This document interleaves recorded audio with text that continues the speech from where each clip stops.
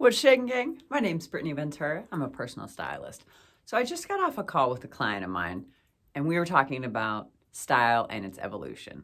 She is in an application phase of style, meaning we know what her style aesthetics are. We know what combinations of styles that feel like her. We've identified them.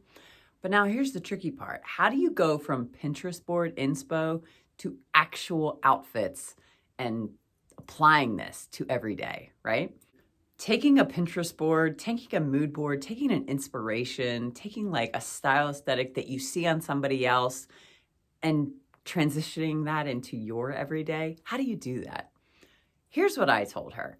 We're gonna go through a mood board exercise together and we're gonna think about it differently. We're gonna go in with the intention of, would I actually wear this to sit in my office, get on a Zoom call, leave my house, go to the grocery store, pick up dry cleaning, meet a girlfriend for coffee? Like, would I be in this outfit? Would it feel genuine to me?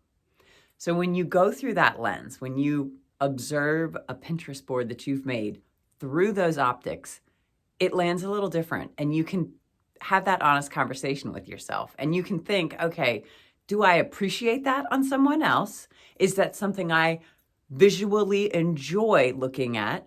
Or do I want to wear that? That feels like me. I resonate with that outfit. When I wear it, I feel amazing.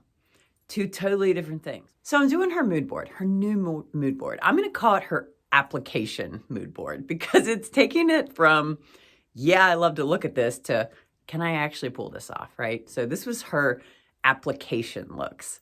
We found themes. Yes, you probably will too. So when you go, if you're on Pinterest, check out something that you've pinned to a board, like outfits of the day and that kind of thing. Go there. You will start to notice themes. And this is what happened for her and I. We had this board that was all classic pieces. It wasn't very colorful. It was very much, you could take this picture and you wouldn't know if it was photographed 10 years ago, 10 years from now. It's just timeless in that it's not trendy. It's just minimal, chic, classic, effortless. We were looking at a board with all kinds of looks that were in that suit. And so we're looking at an outfit and it was just a simple shirt. This was a t-shirt. It was a crew neck shirt. It was a pair of like straight leg jeans. They hit her right at the ankle and she was wearing a pair of loafers, sunglasses, hair was cute, and a trench coat, full-length trench coat. Now we saw this look in other ways repeated with different footwear, with different basics underneath, but the look itself was very similar. And it was, I called it like elevations, right? So we had the look paired with athleisure. This was one. Athleisure. She definitely was wearing leggings, like she was at the gym. Hoodie. Again, athleisure. White sneakers, really low, like, or no-show socks, and that same trench coat. Girlfriend had on a baseball cap and sunglasses. But it's the same idea, right? So that was kind of our base layer, our base look, our version 1 of this outfit, of this formula that can repeat in 3 variations. So the next version of that, the more elevated version of that, was the straight leg jeans, the loafers, the crew neck t-shirt, the trench. And then the third way we saw that look created that really resonated with her style aesthetic, that really felt like, yes, I would wear this. Yes, this is me, 9 to 5, working from home, leaving the house to go run errands, seeing a girlfriend for coffee, like, yes, I can do this, right? Because if you don't look at it through that lens, you start to just go willy-nilly and it's like, oh, I love this, I love this, I love this, like squirrel, Try to stay focused. And we were doing great. So then the third way we saw this trench coat outfit, as I'm going to call it, was with a monochromatic twist. So everything was in line with the color of that trench coat, and hers was very fair. So she went with like more stone and off-whites. So the trouser pants, which had kind of like a piping down the front, I wouldn't say they were pleated. They weren't pressed that way. It was an actual seam on the front of her trouser. They looked incredibly comfortable, but it was a design element that elevated the look, right? So she had on a cute pair of white sneakers, these trouser pants, and then a cream shirt, but it had stripes, right? Just like navy stripes, and then her cream trench. Adding that little bit of oomph with the striped shirt, having those trousers, even though you know they were comfortable and they probably were cheating pants, like pajama pants on steroids, but they had that material to them, almost like those like Spanx tracksuits that like, oh my God, I'm looking at mine right now. But it feels water wicking. It feels like it's got some heft to it. That was the way these pants were.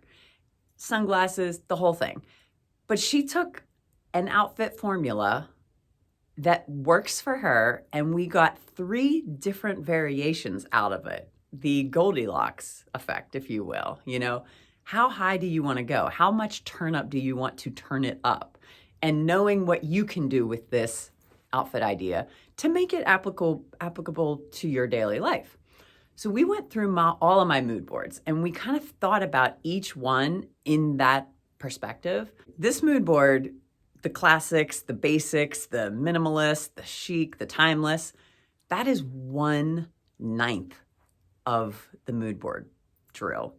So we kept going, and we would go to the next mood board. Some of them are edgy. Some of them are professional, literally suiting, things like that. Some of them seem androgynous and like a tomboy, and some of them are incredibly feminine and just ruffles and frills, you know, like all the things, right?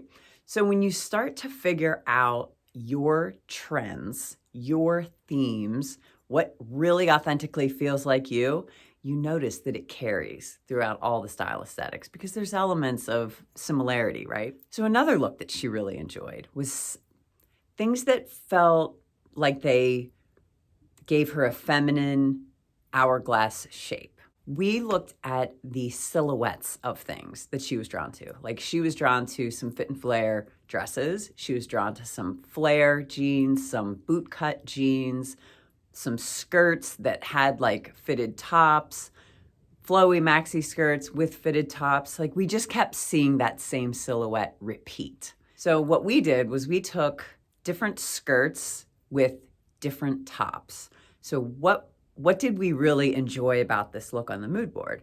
Oh, did we like that it had a basic fitted top with a skirt with some volume? Did we like that it had tights and skirts with like a loafer or a platform sandal or boots? We got formulas down that, yes, they gave the shape, the hourglass shape, the fitted, more curvy, feminine shape, but how can we wear that shape? What does that shape really look like when you go to dress it? So we took her examples, which are, I love these feminine figures. I love these shapes. I asked her, do you have these dresses at home? Do you have skirts like this at home? She's like, I actually have 2 skirts and I've never worn either of them. Meanwhile, we are looking at a board full of skirt outfits. Some of them, like I said, have trouser, or some of them have tights and boots. Some of them tights and socks and loafers, and just a whole hodgepodge of ways you can dress this look, this outfit formula up and down. So we figured out what her versions of wearing skirts and dresses, what that looks like for her. Because if you've got all these tools in your toolbox, but you ain't using them, they feel like they're just mess, right? Like it's just too much in your closet and it's not helping you. The goal of the exercise today with my client was to make everything application, to make it, yes, I like that. Do I like it just to look at it and appreciate it, or do I want to wear it? So getting straight on both of those things, because you have to know the difference, right? We went through 9 mood boards. We panned back between Pinterest and Google Images and just trying to get an idea of where she's headed with her actual wardrobe, with her functional, practical looks. And we got it down to a science. And you will find that there are formulas that really work for you, and you just have to switch out 2 or 3 things and just keep copying and repeating the steps. There's a direction and there's all kinds of ways to get there. So we figured out what felt like her from a aesthetic that is true to her. So it's just her aesthetic. Her aesthetic is practical, feminine, intentional, with a pop. She loves color. But the thing with color is it was just dominating her wardrobe, and she is not in the place where she wants to step out and be bold, bold, bold. She just wants a pop of bold. So it's having some discretion in pairing these bold pieces with neutrals, or having basics that are like the new basics that she's going to get, just being aware of the color palette. You know, you've got a lot of bolds. Now we need something to mix them with, right? And that was the whole takeaway. What are the formulas that really work for her? The things we can apply that will actually get to the goal and the feeling, you know, because we're all after a feeling. We want our clothes to make us feel a type of way. And I think that we achieve that. So if you guys are curious about the process of finding your style and defining it and knowing it and shopping for it, I'll leave a link to a quick questionnaire down below. Thank you so much for watching. Again, my name is Brittany Ventura. I am a personal stylist, and on this platform, I talk all things food, fashion, and fitness. The only F's I give, baby. Until next time, gang, thanks so much for watching.